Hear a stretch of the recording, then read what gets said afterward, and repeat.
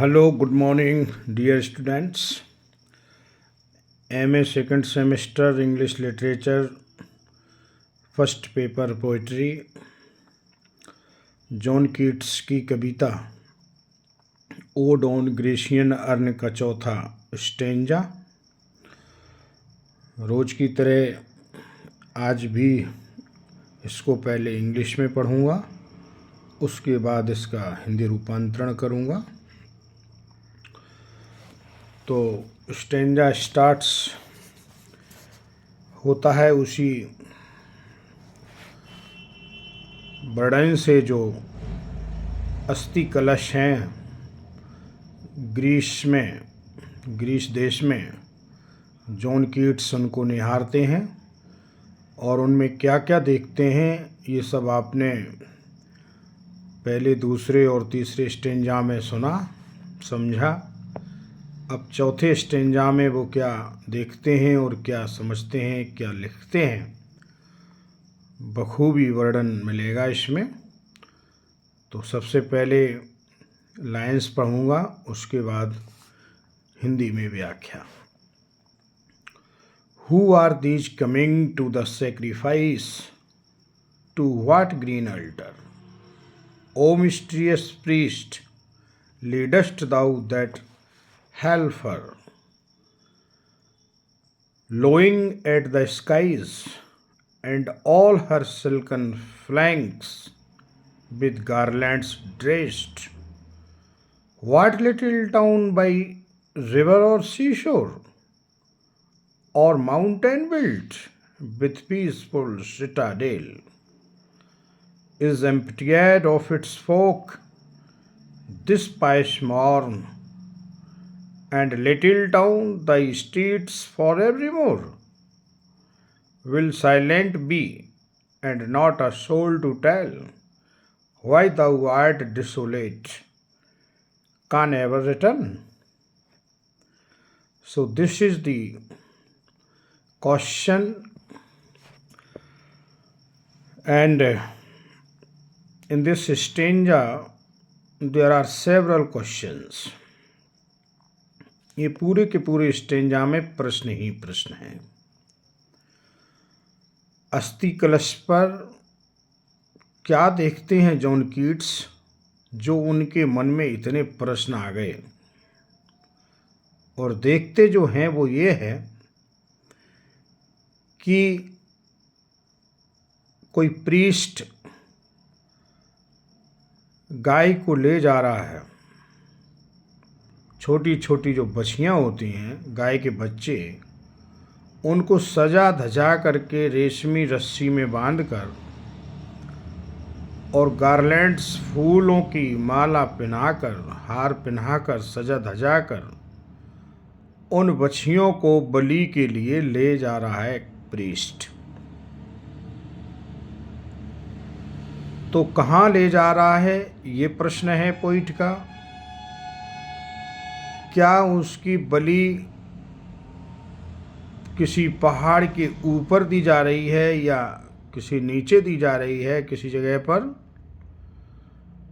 कौन सा वो ऐसा पवित्र फेस्टिवल है, त्योहार है, जिसके उपलक्ष्य में ये बलि वेदियां सजाई गई हैं और बलि दी जाने वाली हैं? कितनी खुशी का वो दिन होगा जिस दिन गांव के गांव खाली हो गए और उस उत्सव में शामिल होने के लिए गांव में कोई बताने वाला तक नहीं बचा कि क्या होने जा रहा है, कभी ये लौट के आएंगे भी या नहीं।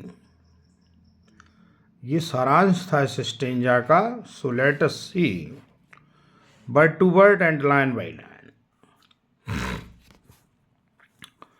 फर्स्ट कपलेट 2 लाइन पढ़ूंगा, हिंदी में बताऊंगा। Who are these coming to the sacrifice? कौन आ रहे हैं ये बलि के लिए। To what green altar? वो कौन सी हरी बेदियां हैं, बेदी है। ओ मिस्टीरियस प्रीस्ट? ए पुजारी, प्रीस्ट, पादरी, चूँकि ये बलि कर्म करने का काम प्रीस्ट की अगुवाई में होता था। प्रीस्ट ही इसको संपादित करते थे। वो मिस्टीरियस प्रीस्ट, ए रहस्यवादी प्रीस्ट, तुम तो सब जानते हो, कृपया बताओ। लीडस्ट दाऊ दैट हेल्फर, कहाँ ले जा रहे हो वो छोटी सी बछिया। लोइंग एट द स्काईज, जो रंभा रही है ऊपर आसमान की ओर, इस आशा में कि कोई आकर भगवान उसको बचाए। उसका मनोभाव जॉन कीट्स गाय के बच्चे का बता रहे हैं कि वो समझ रही है कि उसे क्यों ले जा रहा है, और वो आसमान की ओर आशा की किरण से देख रही है, रंभा रही है कि कोई आए भगवान और उसको बचाए।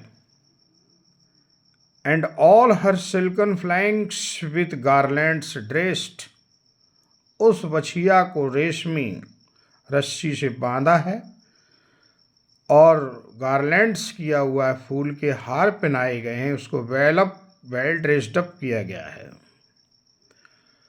What little town by river और सीशोर, वो कौन सा छोटा कस्बा है जहाँ पर इसकी बलि चढ़ाई जाएगी। टाउन बाई रिवर और सीशोर, या फिर वो समुद्र का किनारा है, किसी शहर में दी जाएगी बलि, या वो बलि वेदी किसी समुद्र के किनारे बनी है। और mountain built with peaceful Citadel, या फिर किसी पहाड़ी पर कोई गढ़ी बनी हुई है, या कोई ऊंची पहाड़ी पर कोई टेम्पल है, चर्च है। विथ पीसफुल सिटाडेल, जहाँ पर शांति ही शांति है, क्या उस सिटाडेल में इसकी बलि चढ़ाई जाएगी। Is emptied of its folk this pious morn, ये पूरा का पूरा गांव खाली हो गया। इम्पटिएट ऑफ इट्स फोक, कोई भी नगरवासी नहीं बचे यहाँ पर। पायस मॉर्न, इस पवित्र सुबह में कौन सा फेस्टिवल आ गया जिसकी तरफ ये सारे लोग उमड़ पड़ी, सारे लोग एक ध्रुवीकृत हो गए, चले गए। And little town the streets of forevermore will silent be, छोटे कस्बे जो पूरे के पूरी उसकी गलियां, streets evermore will silent be, क्या ये कभी लौट के आएंगे भी, ये खाली रहेंगी, सुनसान रहेंगी गलियां, या कोई रिटर्न भी होगा, कोई बताने वाला नहीं है पोइट को। And not a soul to tell, कोई बताने वाला नहीं है यहाँ पे ये सब क्या होने जा रहा है। Why thou art desolate a little town, ए छोटे कस्बे, कस्बे को भी पर्सोनिफाई कर रहा है कभी। बता तो दो कि तुम एकांत में क्यों हो गए, अकेले क्यों पड़ गए। कैन एवर रिटर्न, कभी कोई आएगा भी कि नहीं आएगा। So these are the questions presented in this stanza. कविता का भाव ये है कि 19वीं शताब्दी में इंग्लैंड में बलि वेदियाँ होती थीं, बलि कर्म होते थे, और वो खास उत्सवों में होते थे प्रीस्ट की अगुवाई में। और किस प्रकार से गायों को बलि वेदी पर चढ़ाया जाता था, किस प्रकार से वो रंभाती थीं, किस प्रकार आसमान की ओर देखती थीं, लोगों की निगाह में वो उत्सव था, और गाय और बछियों की निगाह में वो उनकी हत्या होती थी। तो इस प्रकार से जो सोशल डिपिक्शन है, जॉन कीट्स ने सामाजिक चित्रण किया है, एक ओर तो घटनाक्रम बता रहा है, दूसरी ओर द्रवित हो रहा है कि क्या कभी ये गांव बसेंगे भी, जिसको पुण्य समझकर बलिक्रम किया जा रहा है, क्या ये वापस आएंगे भी, लौटेंगे भी। ये वापस आने से तात्पर्य दोनों ही है, physically return and mentally return. Mentally return means क्या इस प्रॉपर्टी से कभी उभर भी पाएंगे, या ये प्रॉपर्टियाँ धर्म के नाम पर इसी तरह से चलती रहेंगी। तो ये था हिंदी में स्टेंजा। थोड़ा सा डिस्क्रिप्शन करूँगा कि in this fourth stanza John Keats has presented the description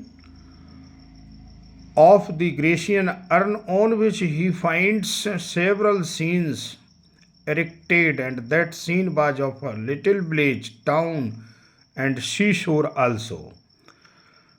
And there was a priest who was taking the cow, and that was adorned and well dressed up, and it was being brought to the altar where the sacrifice was to be performed. So here the depiction of 19th century society has been presented by John Keats, in which sacrifice was the tradition, and it was religious as well as social tradition.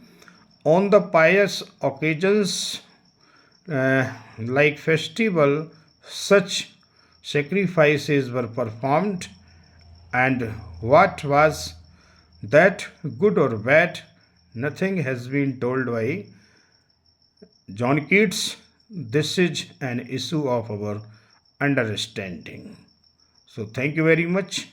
Here ends the stanza.